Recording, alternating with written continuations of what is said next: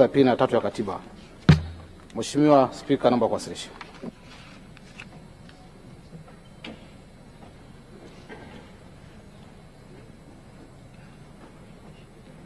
Mheshimiwa Bunge, leo hatutengui kanuni za Bunge sababu anayeleta hati hiyo ni mwanajeshi na ni askari, na wao wana fursa kuingia ndani kwa mujibu wa kanuni zetu.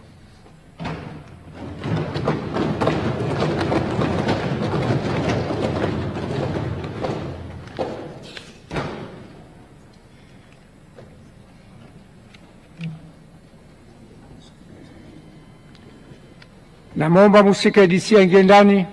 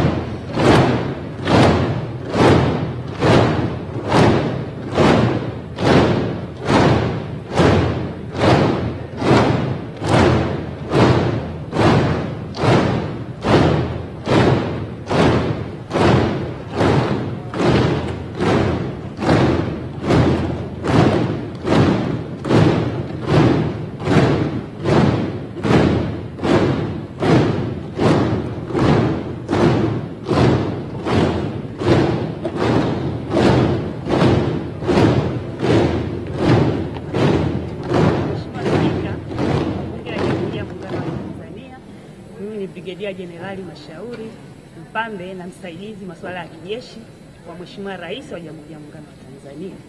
Mheshimiwa Spika, nimeelekezwa na Mheshimiwa Rais Dr. Samia Suluhu Hassan na Amiri Jeshi Mkuu wa Jamhuri ya Muungano wa Tanzania kuwasilisha ujumbe maalum kwako. Kwa heshima na taadhima, naomba nikukabidhi.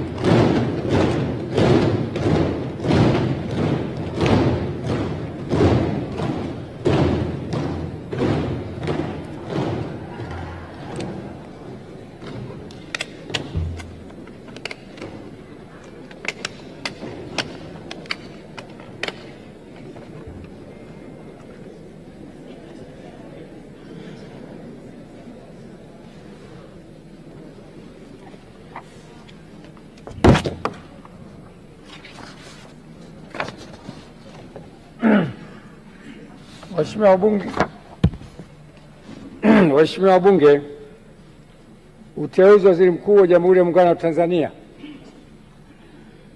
Mheshimiwa Spika, kwa mujibu wa Katiba ya Jamhuri ya Muungano wa Tanzania ibara ya 51 kifungu kidogo cha pili, Rais wa Jamhuri ya Muungano wa Tanzania baada ya kushika madaraka yake ndani ya siku 14 atamteua mbunge wa kuchaguliwa kutoka katika jimbo la uchaguzi anatokana na chama cha siasa chenye wabunge wengi zaidi, au kama hakuna chama cha siasa chenye wabunge wengi zaidi, basi atateuliwa anaelekea kuungwa mkono na wabunge wengi kwa Waziri Mkuu wa Jamhuri ya Muungano wa Tanzania.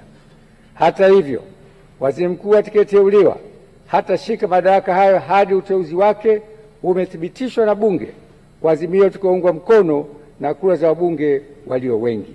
Hivyo, kwa kutekeleza matakwa hayo ya kikatiba, nimemteua Mheshimiwa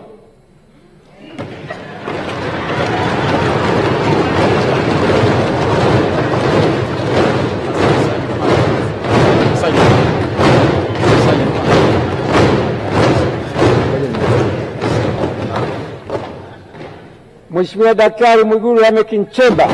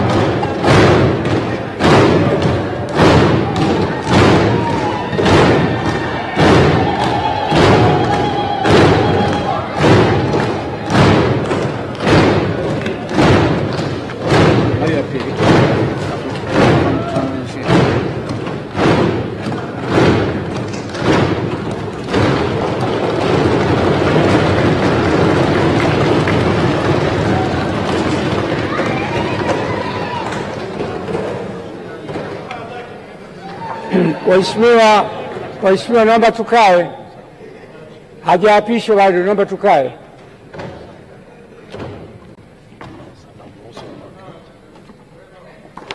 Sasa namruhusu mwakilishi wa Mheshimiwa Rais aweze kurudi kwenye majukumu mengine.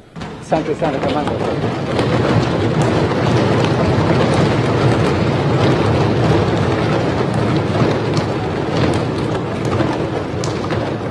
Hivyo, kwa kutekeleza matakwa hayo kikatiba, nimemteua Mheshimiwa Daktari Mwigulu Lameck Nchemba mbunge ili uteuzi wake uthibitishwe na bunge lako tukufu kuwa waziri mkuu wa Jamhuri ya Muungano wa Tanzania, na kutakia majukumu mema. Mungu ibariki Tanzania. Daktari Samia Suluhu Hassan, Rais wa Jamhuri ya Muungano wa Tanzania.